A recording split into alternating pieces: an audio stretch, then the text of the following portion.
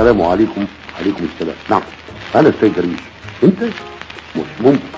مش ممكن ازاي؟ بقى اللي يعمل اللحن الرقيق اللي في نفس ده يكون بالجسم الطويل العريض ده كله؟ طيب اهو ده اللي صار. قبل ثورة 19 سيد درويش قال اهو ده اللي صار والدنيا قامت ما عادتش. الأغنية اللي اتغنت من عبد اللطيف البنا وفيروز وعلي الحجار ومحمد محسن وأجيال كتير قوي. الأغنية دي ليها قصة لذيذة قوي حكتها لنا حفيدة كاتب الأغنية.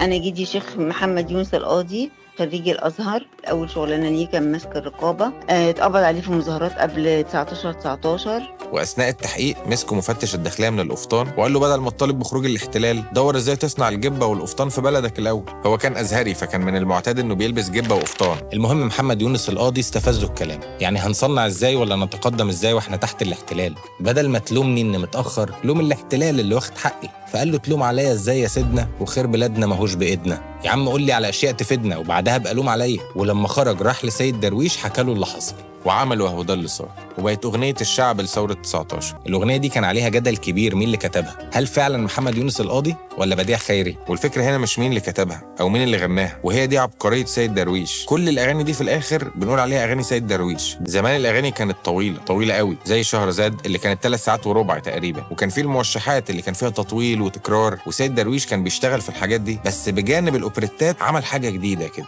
خد فن لسه طالع وطوره وكان اسمه فن الطقطوقة، وده فن بيخلي الأغنية خفيفة وإيقاعاتها أسرع. دي طقطوقة بسيطة من التقطيع بتاعته. زي أغنية إيه أهو ده اللي صار.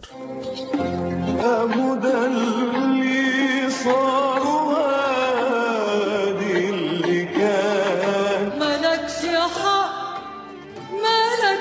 حق تلوم عليا ازاي يا سيدنا وخير بلاد ماهوش في ايدنا. قول لي عن أشياء تفيدنا.